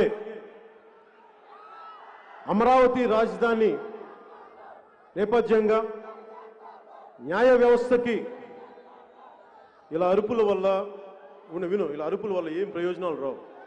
ఆగండి, మీకు ఇదే ఈ ఉత్సాహం తగ్గించుకోండి. ఈ అరుపుల వల్ల ప్రయోజనాలు ఏం రావు. ఆగండి, కూర్చో. నాకు ఆనందం రాదు, కూర్చో. ఈ అమరావతి నేపథ్యంలో న్యాయ వ్యవస్థను కూడా తప్పుపట్టే స్థాయికి వెళ్ళిపోయింది వైసీపీ ప్రభుత్వం. న్యాయ వ్యవస్థని కూడా, ఈ దేశానికి మూల స్తంభాలైన న్యాయ వ్యవస్థ, అందులోని వ్యక్తులు వ్యక్తిగతంగా నీకు నచ్చచ్చు నచ్చకపోవచ్చు, కానీ వ్యవస్థను మటుకు ప్రశ్నించే హక్కు లేదు. ఆంధ్రప్రదేశ్ ప్రభుత్వాన్ని తిట్టే హక్కు నాకు, ప్రభుత్వ వ్యవస్థను తిట్టే హక్కు లేదు, వ్యక్తులను తిట్టే హక్కు ఉంది నాకు. వైసీపీకి కూడా మీకు తెలుసుకోవాల్సింది, వ్యక్తులను మీరు దాడి చేస్తూ ఉన్నారు. ఈ పద్ధతి మీరు చేసుకుంటే ఏమవుతుందంటే, మీ చట్టాలను మీరే పాటించినప్పుడు మీకు న్యాయ వ్యవస్థను ప్రశ్నించే హక్కు మీకు ఎక్కడదయా? మీకు వాడు ఎలాంటి మాటలంటే, ఎంత ఒళ్ళు పొగరం మాటలంటే, ముఖ్యంగా అందరూ చెప్పట్లేదు వైసీపీ నాయకులు, దయచేసి ఈ చూస్తున్నాడు కూడా మీరు దయచేసి అర్థం చేసుకోండి. నేను వైసీపీ నాయకులు అంటున్నానంటే మాట్లాడిన నాయకుల గురించే మాట్లాడతాను. మాట్లాడిన నాయకుల మీద నాకు గౌరవం ఉంది, నేను మీ గురించి మాట్లాడలేదు. ఒక్కొక్కళ్ళు ఏం మాట్లాడారంటే, హైకోర్టు ఒక పార్టీ బ్రాంచ్ ఆఫీస్గా మారింది. అసలు ఎలా తిట్టారంటే, న్యాయవాది తిట్టి సోషల్ మీడియాలో తిట్టడం, బూతులు తిట్టడం, అమెరికాలో కూర్చొని తిట్టించడం, ఏ స్థాయికి వీరి గూండాగర్ది వెళ్ళిపోయిందంటే, మన ఇళ్లలోకి వచ్చి మన రైతులు కొట్టడం కాదు, న్యాయ వ్యవస్థను శాసించే వ్యక్తులు జీవితాల్లో కూడా వెళ్ళిపోయి తిట్టడం స్టార్ట్ చేశారు. అది వీళ్ళ గూండాతనం. క్రిమినల్స్ రాజకీయాలు వెళ్తే ఇలాగే ఉంటుంది. ఈ తప్పుని మనందరం కలిపి చేసాం, మర్చిపోతాం. నిజానికి ఎంత విసిగిపోయిందంటే కోర్టు కూడా, పోలీసు సంగతి కూడా చెప్తాను. పోలీసు వ్యవస్థ కూడా ఏం చేయగలను, నేను పోలీసు పెట్టను. నేను ఇదే మాచర్లో గురజాల్లో మా నాగబాబు గారికి కూడా తెలుసు, నాగబాబు గారు కూడా పెరిగారు. నేను కూడా గుంటూరు బాపట్లో పుట్టినోడిని, గుంటూరు కారం తిన్నోడిని కూడా. పౌరుషం ఉండదా?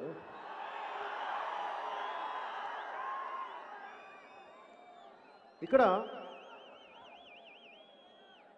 పోలీస్ వ్యవస్థ కష్టాలు నాకు తెలుసు. ఎందుకంటే మా నాన్న ఒక పోలీస్గా స్టార్ట్ అయ్యి హెడ్ కానిస్టేబుల్ ఎస్ఐ టైంకి ఆయన్ని 1960లోనే ఇప్పుడు అబ్కారీ శాఖ మార్చారు. సో ఆయన ఒక అధికారిగా, ఒక ప్రభుత్వ అధికారిగా, అబ్కారీ శాఖ అధికారిగా కొంత నాకు తెలుసు ఆయన కష్టాలు ఎలా ఉంటాయి. అందుకని పోలీస్ డిపార్ట్మెంట్ మీద ఒకసారి వారి ప్రవర్తన మనకి నచ్చకపోవచ్చు, అది వారి వ్యక్తిగతం కాదు. పోలీస్ వ్యవస్థ అనేది ప్రభుత్వానికి ఉపాంగం.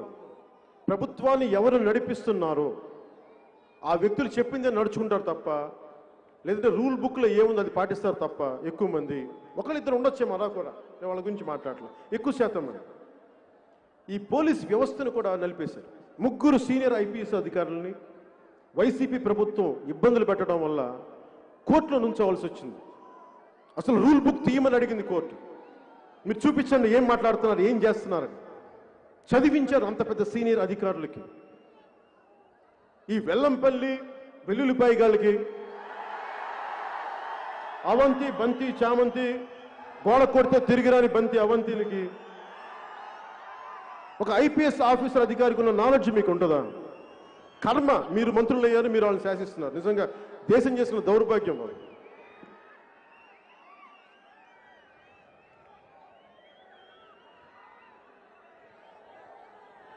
అందరూ ఈ వైసీపీ పాలనలో ముందస్తుగా పారిశ్రామికవేత్తలు దెబ్బతింటంతో పాటు రైతులు పొట్ట మీద కొట్టారు. ఫస్ట్ అమరావతి రైతుల మీద ఏంటి అన్యాయం అని ప్రశ్నించేందుకు న్యాయ వ్యవస్థ మీద తిరగబడ్డారు. వీళ్ళు దాడులు చేశారు. పోలీసులను వాడుకొని పోలీసులను చెడ్డవాళ్ళని చేశారు. పోనీ పోలీస్ జీవితాలను ఏమైనా సుఖంగా ఉంచారా అంటే వారికి జీతబత్యాలు కాదు కదా, కనీసం కరువు బత్యం కూడా సరిగ్గా ఇవ్వట్లేదు. టియ్యేలు ఇవ్వట్ల, జీతాలు తగ్గించేశారు. వీళ్ళ నాయకుడు నేను అధికారంలోకి వస్తే వారాంతపు సెలవు ఇస్తానని చెప్పాడు. వారాంతపు సెలవు లేదు. వారాంతపు సెలవు లేకపోగా వీళ్ళు చేసే ఈ తప్పుడు పనులు, తప్పుడు కోతల వల్ల పోలీసులకి అధిక పని. మన రోడ్ల మీద మనం తిడితే మన రోడ్ల మీదకి వస్తే దాని శాంతి భద్రత మళ్ళీ పోలీసు వ్యవస్థే కదా మాట్లాడాలి. ఆ ఉన్న సెలవు కాదు కదా. 12 గంటల పనికి వాళ్ళు 24 గంటల పనులు చేస్తారు పోలీసు, ఈ వైసీపీ ప్రభుత్వం. ఇవన్నీ కాకుండా మీరు చూస్తే మనం ఎవరన్నా సరే ఇక్కడున్న ఒక ఆడబిడ్డ కానీ, ఒక సగటు వ్యక్తి ఎవరైనా సరే ఇక్కడ మనందరంలో ఒక వ్యక్తి కనుక మనం ఒక పోలీస్ కానిస్టేబుల్ని చొక్కా పట్టుకోగలం, ప్రశ్నించగలం, కానీ భయపడతాం కదా మనందరం. కానీ వైసీపీ నాయకులకి ఆ భయం లేదు. సిఐ ర్యాంక్ అయినా సరే చొక్కా కాలర్ పట్టుకుంటారు. చిత్తూరులో ఒక సిఐని కాలర్ పట్టుకున్నారు. ఇంకో సిఐని విశాఖ ఒక పీఠంలో చొక్కా విప్పి కొడతామని వాళ్ళ మంత్రి ఒకటి బెదిరిస్తాడు. అలాగే కృష్ణలంక మన స్టేషన్లో ఎంపీ కానిస్టేబుల్స్ని కొట్టేశారు. ఇది ఎలా ఉంటుందంటే, నేను ఒక పోలీస్ బిడ్డగా చెప్తున్నా, ఇదే దెబ్బ నా తండ్రికి తగిలితే నా తండ్రి కళ్ళలోకి నేను ఎలా చూస్తాను? మా తండ్రి విధి నిర్వహణ చేస్తుంటే ఒక తప్పుడు ఎమ్మెల్యేనో, ఎంపీనో, గూండానో, ఎమ్మెల్యేనో మా తండ్రిని కొడితే ఏంటిది అనిపిస్తుంది కదా. మరి అలాంటి పోలీస్ శాఖను కొడితే అధికారులు కూడా ఒకవేళ నేను సీనియర్ అధికారిని అనుకుందాం, నేను ఒక ఐపీఎస్ అధికారిని అనుకుందాం, ఒక సిఐని అనుకుందాం నిజ జీవితంలో, నా కింద కానిస్టేబుల్స్లో నా తోటి సిఐనో ఎస్ఐనో కొడితే నా కోపం రాదా? మాట్లాడినప్పుడు ఏం చేస్తాం? వీళ్ళందరూ గూండాల అధికారులు. ఒక సంతకంతో వాళ్ళ జీవితాలు మారిపోతాయి. అందుకని వీళ్ళు కూడా భయపడే స్థాయికి వెళ్ళిపోయారు. ఏదైనా ఎక్కువ మాట్లాడితే వేకెన్సీ రిజర్వ్లోకి పంపిస్తారు. జీతాలు ఉండవు అక్కడ, ఇంకో పదవి ఇచ్చేవారు కదా, పనిష్మెంట్. ఆ వేకెన్సీ రిజర్వ్ పెట్టింది విధి నిర్వహణలో ఏదైనా ఆ పాలనాపరమైన ఇబ్బందులు ఉంటే తప్ప వేకెన్సీ రిజర్వ్ వాడరు. ఈ రోజున ఈ వేకెన్సీ రిజర్వ్లో ఎంతమంది అధికారులను పెట్టారంటే లెక్కలేదు. ముఖ్యంగా ఎవరైనా సరే రూల్ బౌండ్ అంటే వాళ్ళని వేకెన్సీ రిజర్వ్లోకి పంపిస్తూ ఉన్నారు ఈ వైసీపీ ప్రభుత్వం. అలాగే పోలీసు ఉద్యోగాలను ఏమన్నారు, మేము రాగానే 14,341 ఉద్యోగాలు పూర్తి చేస్తాం అని చెప్పారు. ఈ రోజుకి ఏదో నామకేవాసి ఒక 400 తప్ప ఉద్యోగాలు లేవు.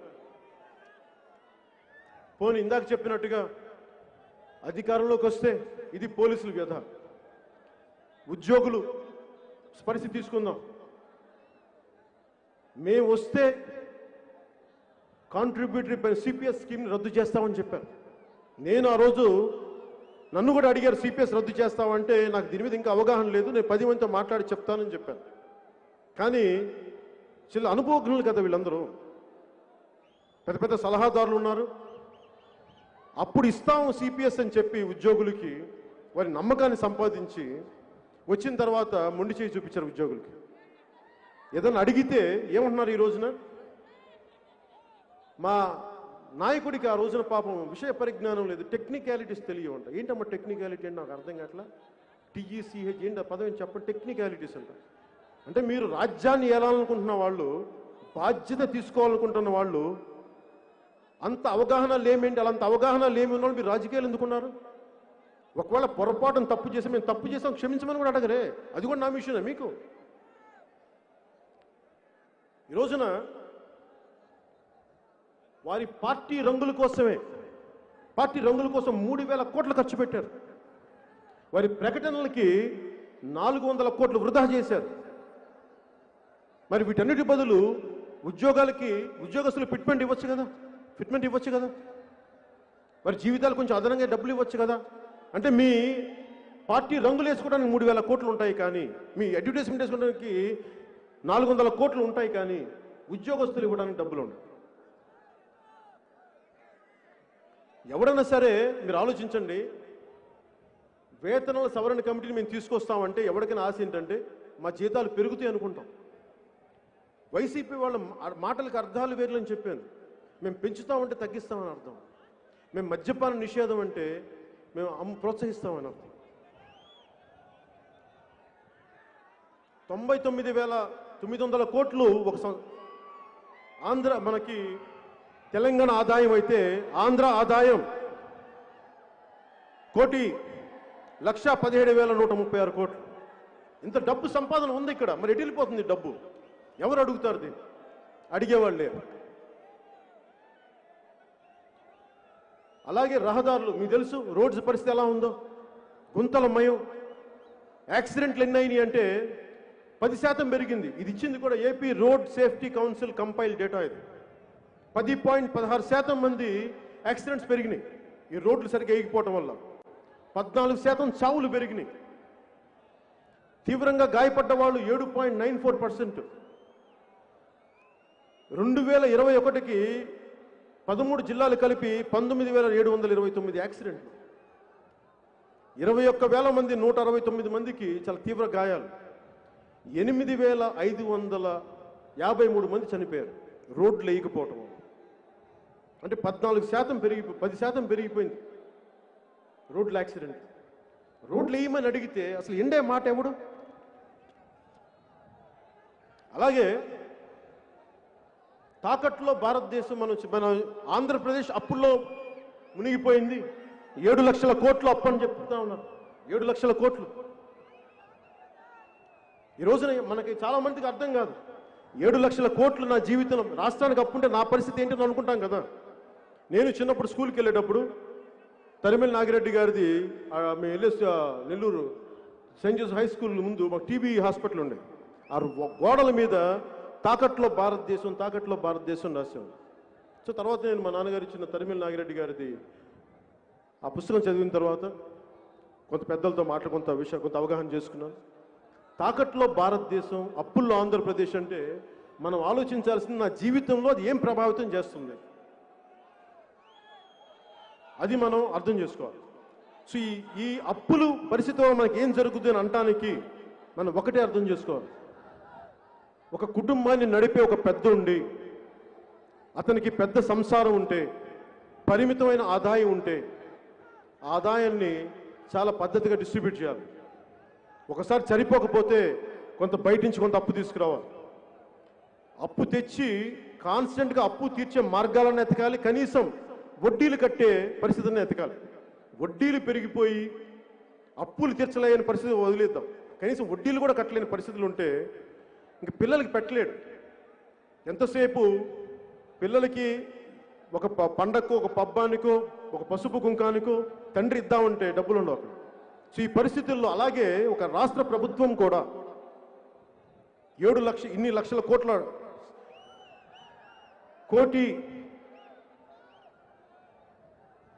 కోటి పైన ఆదాయం ఉండి, ఇప్పుడే 1,00,000 కోట్ల పైన ఆదాయం ఉండి దీనిని సద్వినియోగం చేయట్లేదంటే ఎక్కడో తప్పు జరుగుతున్న అర్థం. మీరు అర్థం చేసుకోవాల్సింది, ఇంతమంది యువత ఉన్నారు, మీకు ఉద్యోగాలు లేవు. ఎందుకు ఉద్యోగాలు ఇవ్వలేకపోయారు? ఎందుకు ఈరోజు కూడా టీచర్స్ ఉద్యోగాలు ఎందుకు ఇవ్వలేకపోయారు? కొత్త రిక్రూట్మెంట్ ఎందుకు చేయలేకపోయారు? ఉద్యోగులకు ఎందుకు వేతనాలు పెరగట్లేదు? అమ్మ ఒడి పథకానికి డబ్బులు ఎందుకు ఆగిపోయినాయి? ఎయిడెడ్ స్కూల్ కాలేజీలని, స్కూల్స్ని ఎందుకు మూయించేస్తున్నారు? ఎందుకు డబ్బులు కట్టలేకపోతున్నారు? ఆరోగ్యశ్రీ పథకాన్ని ఎందుకు మంచం ఎక్కించేశారు? పాత పెన్షన్లని ఎందుకు తగ్గించేశారు? కరెంటు బిల్లు ఎందుకు పెరిగింది? ఇది ఆలోచిస్తే వీరు అప్పులు చేయటం వల్ల, వీరు రకరకాల విధానాలకి, దాని అప్పులతో పాటు మనం చేయడం పరిశ్రమ అభివృద్ధి ఉండాలి కదా. ఎవరో ఒకరు పెట్టుబడులు వచ్చేవాళ్ళు ఉండాలి, వడ్డీలు కట్టాలి, ఎంతో కట్టాలంటే పెట్టుబడులు ఉండాలి. పెట్టుబడులు చంపేశారు వీళ్ళు. ఆంధ్రప్రదేశ్ అంటే ఒక్కరు రావట్లేదు ఈ రోజున. ఉన్న పరిశ్రమలు వెళ్ళిపోవడం కాదు, వచ్చే పరిశ్రమలు లేవు. ఉన్న పరిశ్రమల్ని కూడా పంపించేస్తూ ఉన్నారు. ఉదాహరణకి అమర్రాజా బ్యాటరీసే ఉంది. దాంట్లో నాకు తెలియదు అంతకుముందు అమర్రాజా బ్యాటరీస్ ఏంటి. ఒకసారి కిరణ్ రాయ్, మన వినోద్ రాయల్ అని చెప్పి మన జనసేన కూడా బిడ్డ చంపేశారు చిత్తూరులో. ఆ బిడ్డ వాళ్ళ తండ్రి అమర్రాజా బ్యాటరీ ఇంజనీర్. ఆయన ఎప్పుడో కూర్చోబెట్టి అక్కడే ఉద్యోగి రిటైర్డ్ అయ్యాడు. అలాంటి ఎంతో మందికి ఆధారం కల్పించిన ఒక పరిశ్రమని ఉన్మాదంతో, పిచ్చితో ఇక్కడి నుంచి పంపించేశారు. కియా ఫ్యాక్టరీ అనంతపూర్లో వస్తే వారి అనుసంధానమైన పరిశ్రమ యాన్సిలరీ యూనిట్స్ రావాల్సిన వీళ్ళు చేసిన, వైసీపీ చేసిన గొడవకి వీళ్ళు వెళ్ళిపోయారు. ఇలా ఒక్కటి కాదు, రెండు కాదు, అన్నీ వెళ్ళిపోయాయి. నిజంగా ఈ ప్రభుత్వం అధికారంలోకి వచ్చినప్పటి నుంచి చాలా ఇబ్బందులు ఎదుర్కొంటా ఉంది. వీరిని ఎవరు ప్రశ్నించకూడదు. చివరికి జపనీస్ రాయబారి కింజో హిరామత్సు అనే వ్యక్తి కూడా, మీరు ప్రభుత్వాలతో ఒప్పందం చేసుకుంటే మీరు ఆ ఒప్పందాలని ఉల్లంఘిస్తే మేము ఎవరికి చెప్పగలం? భవిష్యత్తులో పెట్టుబడులు రావు, పెట్టుబడులు రాకపోతే ఉపాధి అవకాశాలు పోతాయి, ప్రజలు దెబ్బతింటారని చెప్పారు. ఈ విధానంలో నష్టపోతే అంతిమంగా పేద ప్రజలు, సామాన్య ప్రజలు. మీరు అర్థం చేసుకోండి, వీరు అభివృద్ధి లేకపోతే 300 యూనిట్స్ కరెంటు దాటిన పేదలకి పథకాలు కట్ చేస్తా ఉన్నారు. రైతులు ధాన్యాన్ని కొనడానికి డబ్బులు లేవు. ఎస్టీ, ఎస్సీ, బీసీ సకల కార్పొరేషన్లకి రుణాలు ఇవ్వలేని పరిస్థితుల్లో ఉన్న కార్పొరేషన్ నిధులను వేరే చోటకి తరలించేస్తా ఉన్నారు. ఈ రోజున పంచాయతీ, గ్రామ స్వరాజ్యం, గ్రామాలే పట్టుకొమ్మలు దేశానికంటే ఈ పంచాయతీలు డబ్బులు లేవు. ఈ రోజున డ్రైనేజీలు బాగు చేయించలేరు. వేతనాలు సవరణ అంటారు, డబ్బులు లేవు దానికి.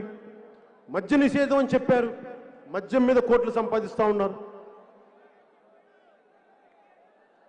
టీడీపీ ప్రభుత్వంలో ఉన్నప్పుడు 59,000 కోట్ల మద్యం మీద ఆదాయం వస్తే 2.5 ఏళ్లలోనే మద్య నిషేధం విధించి 45,000 కోట్లు సంపాదించారు.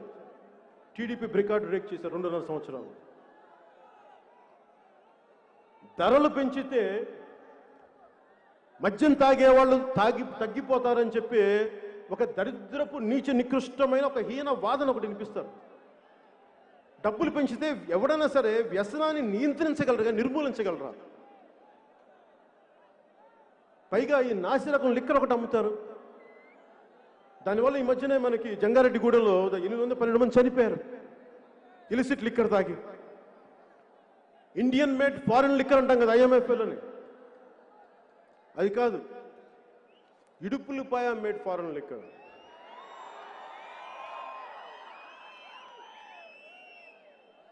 అన్నిటికీ పారదర్శకత కావాలంటారు కదా ఇల్లు. ఈ పారదర్శకత 25,000 కోట్లు మద్యం ఆదాయం వాళ్ళ జేబుల్లోకి చేరుకుంది. ప్రభుత్వం వైన్ షాపులు నడుపుతోంది, ప్రభుత్వం పాఠశాలలు నడపాలి, ప్రభుత్వం ఉపాధి అవకాశాలు పెంచాలి, ఉద్యోగాలు చేయాలి. ఈ రోజున మన ప్లేట్లో మనం బిర్యానీ తిందామని అంటుగా వాళ్ళు బాగా సంపాదిస్తున్నారు, దోచేయడంలో అడ్డగోలుకి వెళ్ళిపోయారు. ఈ అప్పు చేసిన డబ్బులు కూడా ఎటో వెళ్ళిపోయినాయి. అమ్మఒడి ఆగిపోయింది, ఇవన్నీ ఆగిపోయినాయి. ఈ రోజున చివరిగా ఆలయాల పరిస్థితి ఎలా ఉంది అంటే, తిరుపతిలో కూడా చేపల మార్కెట్ లాగా 2,000 పెంచేస్తాం, 3,000 పెంచేస్తాం, తిరుపతిని కూడా ఇట్లా చేసేస్తా ఉన్నారు. విగ్రహాలు, రామో విగ్రహవాన్ ధర్మ, నిలువెత్తు ధర్మానికి ప్రతిరూపం రాముడు. అలాంటి విగ్రహాన్ని కొట్టేసి ఈ రోజుకి ఒక్కళ్ళు అరెస్ట్ చేయలేదు వాళ్ళని.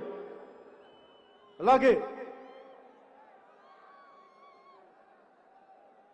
టీటీడీ సమస్య చూస్తానే ఉన్నాం, ధరలు పెంచేశారు.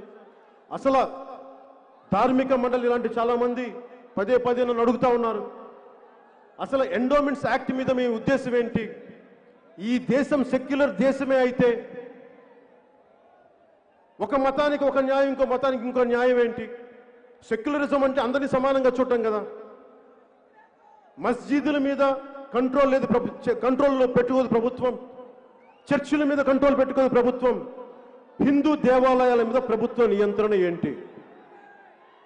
దీని మీద మాట్లాడాలి అని అంటే ఖచ్చితంగా చెప్తున్నాను, ఈ రోజున దీనిని మేము పరిశీలిస్తాం, దీన్ని అధ్యయనం చేస్తాం, దీంట్లో లోతుపాతులు తెలుసుకుంటాం.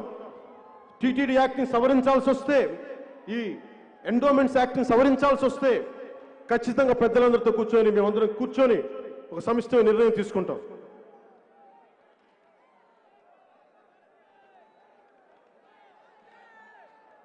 అలాగే మనం భవిష్యత్తు గురించి మాట్లాడుకోబోయే ముందు జనసేన పార్టీగా మనం ఏం చేయబోతున్నాం, అప్పుల్లో కూరుకున్న మన ఆంధ్రప్రదేశ్కి మనం ఏం చేయగలం, సంపన్న ఆంధ్రప్రదేశ్గా ఎలా చేయాలి. నేను ఎప్పుడు చాలా ఆశావాదిని. 100 కోటి దరిద్రాలుంటే అనంత కోటి ఉపాయాలు ఉంటాయని నమ్మేవాడిని.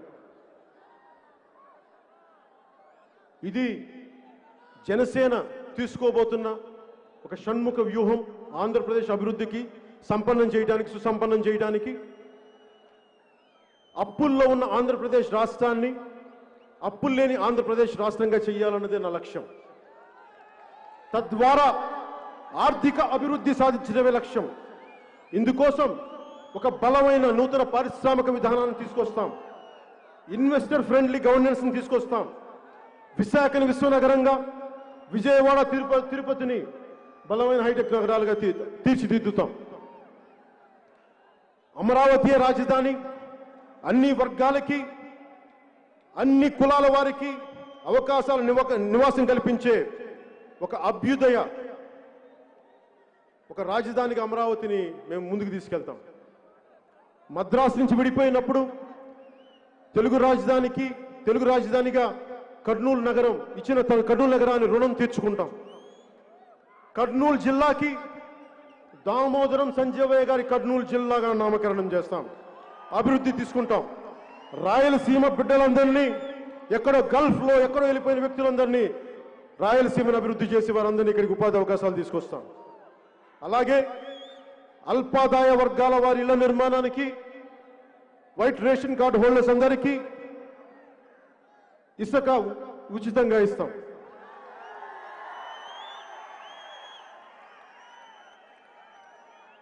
అదనపు గదులు నిర్మించుకున్నా కానీ వైసీపీలా కాకుండా మేము ఉచితంగానే ఇసుకేస్తాం, అందరికీ అండగా ఉంటాం. అలాగే జనసేన సౌభాగ్య పథకం కింద దీనికి మటుకు ఒక చిన్న ఇన్సిడెంట్ చెప్పాల్సి వస్తుంది. హుద్ తుఫాన్కి నేను శ్రీకాకుళం పోయినప్పుడు మీలాంటి యువకుడు ఒకడు వచ్చి, అన్న మాకు 2000 కాదు 5000 కాదన్నా, మమ్మల్ని ఏదైనా చెయ్యన్నా, మమ్మల్ని మా కాళ్ళ మీద మేము నిలబడగలిగి మాకు 10 మందికి ఏదైనా ఉపాధి అవకాశాలు ఇచ్చేదైనా పని చేయనని అడిగితే, 25 కేజీలు బియ్యం కాదన్నా 10 సంవత్సరాల భవిష్యత్తు ఇచ్చే పని చేయన్నా అంటే, ఆ రోజున నేను చెప్తున్నాను, మీకు యువతకి మాటిస్తున్నాను, మీకోసం పెట్టాము ఈ పని. మీరు అద్భుతంగా ఉండాలి. ఈ విలేజ్ సచివాలయాల్లో ఉండే సులభ్ కాంప్లెక్స్ల్లో కలెక్షన్ చేసే ఉద్యోగాలు కాకుండా అలాంటి ఉద్యోగాలు కాకుండా మీరు స్వయం ప్రతిపత్తి మీ కాళ్ళ మీద నిలబడగలిగేలాగా, మీలాంటి మీ దగ్గర ప్రతిభ ఉంటుంది, డబ్బులు ఉండవు, అలాంటి సామాన్య మీకు ఒక డబ్బు ఇస్తే మీకు ప్రభుత్వం తరపు నుంచి 10 లక్షల రూపాయలు మీకు ఒక బలమైన ప్రతిభ ఉండి, ఐడియా ఉండి 5 మందికి 6 మందికి ఉపాధి అవకాశం కల్పించే పరిస్థితి, మీరు వ్యాపారం పెట్టుకుంటానని ముందుకొస్తే ఈ 5 సంవత్సరాల్లో 5 లక్షల మందికి సంవత్సరానికి 1 లక్ష చొప్పున 10 లక్షలు మీ బ్యాంకులో వేస్తాం. దీంట్లో బడుగు బలహీన అణగారిన వర్గాలందరికీ ప్రాధాన్యత ఇస్తాం. వ్యవసాయ రంగాన్ని లాభసాటిగా చేయడం నాకు లక్ష్యం. వ్యవసాయ రంగాన్ని చూస్తే పాపం గిట్టుబాటు ధర రాకుండా కష్టపడతా ఉన్నారు, ఏడుపులు కన్నీళ్లు. ఎట్టి పరిస్థితుల్లో రైతు అనేవాడు కన్నీరు పెట్టకూడదు. నేను తిరుగుతాం, పొలాల మీద కట్టుల మీద తిరుగుతాం, రైతులతో మాట్లాడతాం, మీ కష్టాలను అర్థం చేసుకొని వ్యవసాయ రంగాన్ని లాభసాటిగా చేసే రంగంగా చేస్తాం.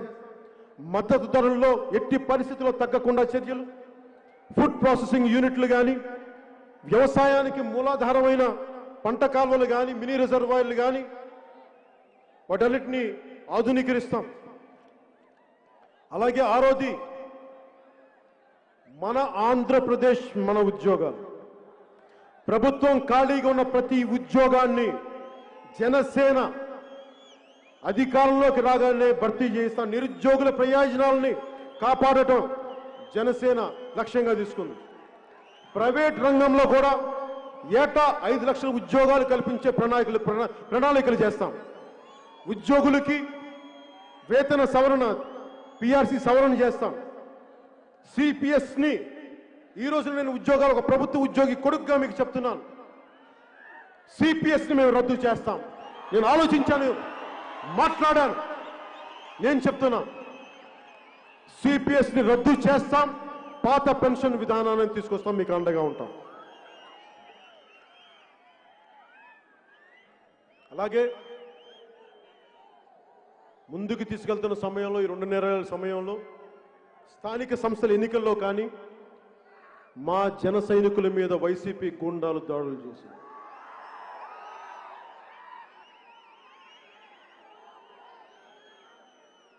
నేను కులాల ఐక్యత కోరుకునేవాడిని, కులాలను విభజించేవాడిని కాదు, కులాల ఐక్యత కోరుకునేవాడిని.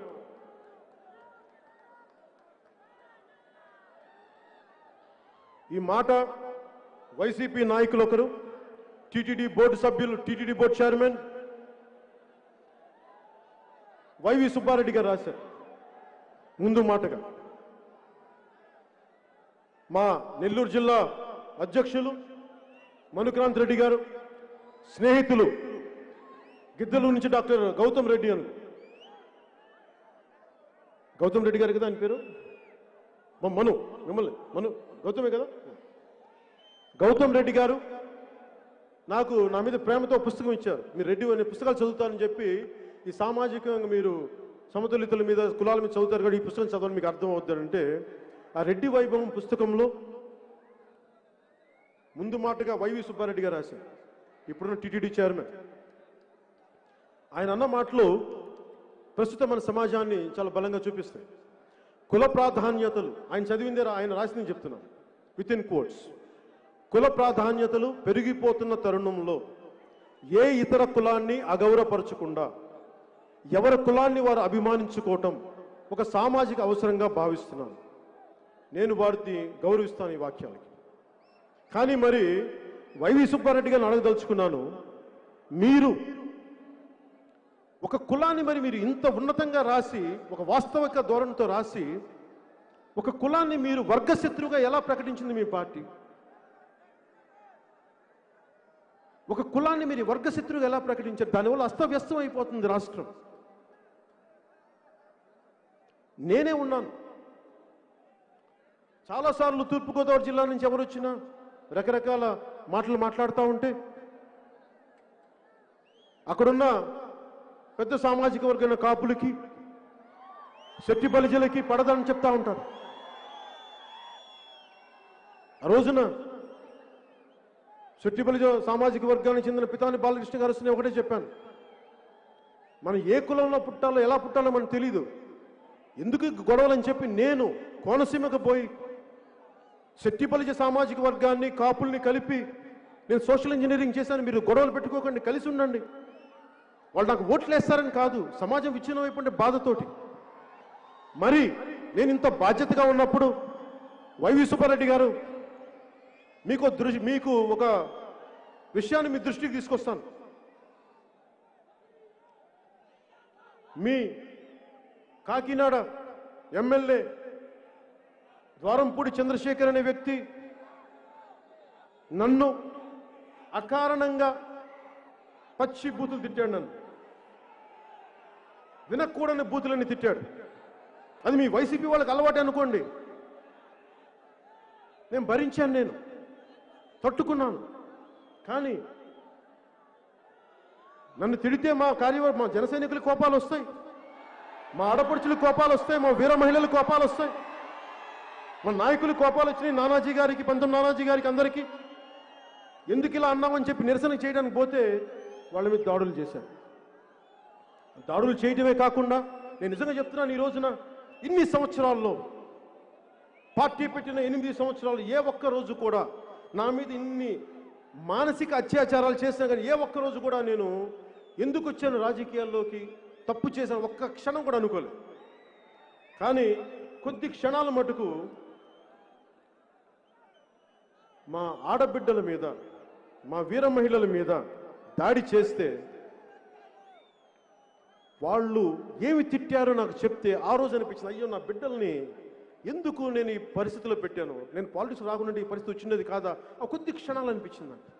నేను ఈ రోజున చెప్తున్నానమ్మా, మీరు నా కోసం పడ్డ తిట్లకి మనస్ఫూర్తిగా ఇంత నిండు సభ ముందు మీ క్షమాపణలో నేను కోరుకున్నాను.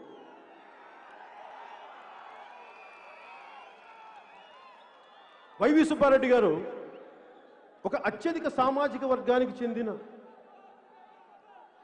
ఆయన ఓటర్లు కూడా ఉన్నారు, వారిని కులదోషం చేయొచ్చా, అట్లాగా బూతులు తిట్టొచ్చా?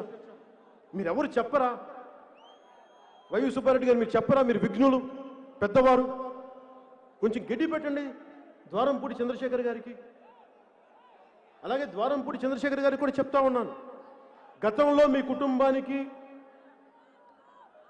ఎస్పీ డిటి నాయక్ గారి ట్రీట్మెంట్ జరిగింది, భవిష్యత్తులో కనుక ఇలాగే చేస్తే భీమ్లా నాయక్ ట్రీట్మెంట్ అంటే ఏంటో చూపిస్తాను మీకు, మర్చిపోకండి.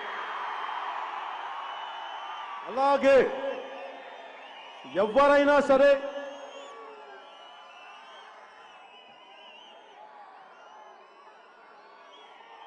కులాల పేరు మీద నిజానికి ఈ రోజున వైశ్య సామాజిక వర్గాన్ని ఇబ్బంది పెట్టేస్తా ఉన్నారు. ఎప్పుడు వైశ్యులు చేతికి సహాయం చేసేవాళ్ళు తప్ప వారి జీవితాన్ని వాళ్ళు చూసుకునే వాళ్ళు తప్ప ఈరోజు ఒక్కరు ఎప్పుడు ఇబ్బంది లేరు, ఆశించరు. అలాంటి వైశ్య సామాజిక వర్గాన్ని మీరు ఇబ్బందులు పెడతా ఉన్నారు. నేను చెప్తున్నాను, ఈరోజు వైశ్య సామాజిక వర్గానికి జనసేన మీకు అండగా ఉంటుంది. అలాగే యానాదు జాతులకు కానీ, రెల్లి కులస్తులకు కానీ, ముత్తరాసి కులస్తులకు కానీ, బీసీ సంచార జాతులకు కానీ, ప్రతి ఒక్కరికి మీకు అండగా ఉంటాం. సంచార బీసీ జాతులకి, షెడ్యూల్ ట్రైబ్స్కి, ప్రతి ఒక్కరికి, మా ఎస్సీ సోదరులకి, ప్రతి ఒక్కరికి, అన్ని వర్గాల వారికి మేము అండగా ఉంటాం.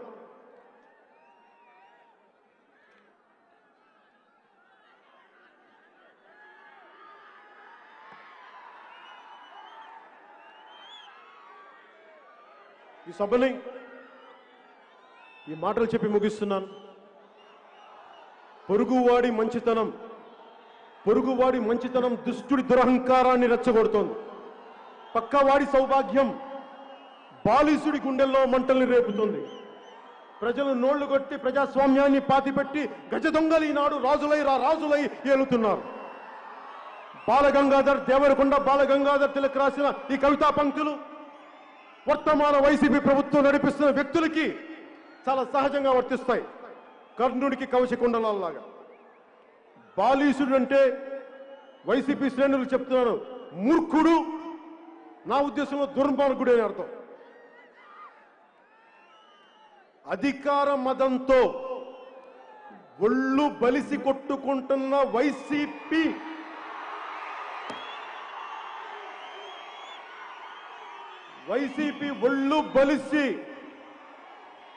ఒళ్ళు బలిసి అధికార మదంతో ఒళ్ళు బలిసి కొట్టుకుంటున్న వైసీపీ అనబడే మహిషానికి కొమ్ములు ఇరగొట్టి కింద కూర్చోబెట్టి వచ్చే ఎన్నికల్లో సరికొత్త ప్రజాప్రభుత్వాన్ని స్థాపిస్తాం.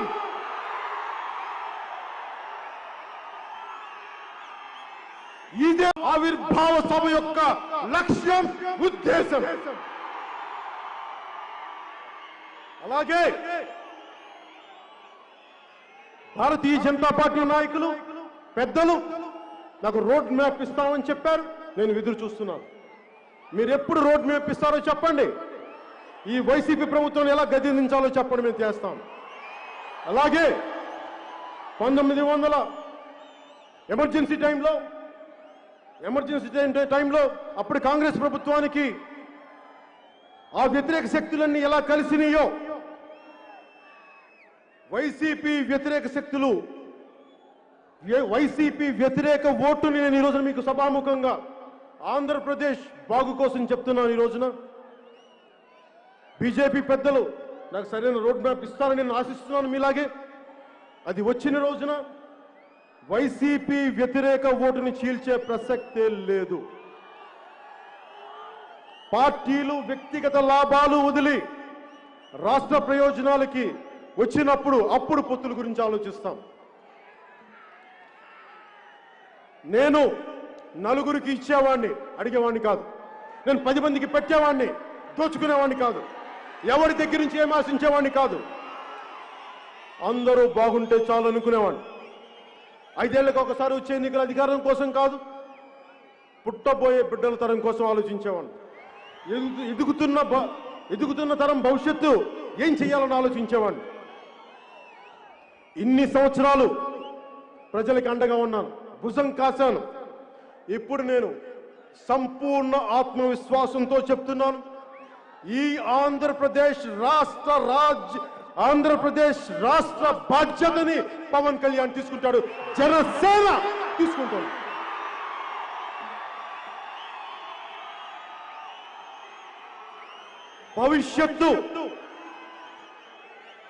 భవిష్యత్తు జెండాని మోయడం కంటే బాధ్యత ఏముంటుంది? ఒక తరం కోసం యుద్ధం చేయడం కంటే సాహసం ఏముంటుంది? ఒకటే గుర్తుపెట్టుకోండి, కూల్చేవాడుంటే కట్టేవాడుంటాడు, విడదీసేవాడుంటే కలిపేవాడుంటాడు, చీకట్లోకి తోసేవాడుంటే వెలుగులోకి లాక్కొచ్చేవాడుంటాడు, తలెగరేసే పాలకుడుంటే తలగేసే పాలకుడుంటే తల బంతిని ఎగిరి తన్నే పరశురాముడు ఉంటాడు. దోపిడీ చేసే వైసీపీ గూండాగాళ్ళు ఉంటే వారి దోపిడీని అడ్డుకునే జన సైనికులు ఉంటారు. వైసీపీది విధ్వంసం, జనసేనది వికాసం. వారిది ఆధిపత్యం, మనది ఆత్మ గౌరవం. అది అహంకారానికి అడ్డ. ఇది జన సైనికుల గడ్డ. జై జనసేన, జై జనసేన, జై జనసేన, జై హింద్. సర్వే జనా సుఖినో భవంతు. స్వస్తి.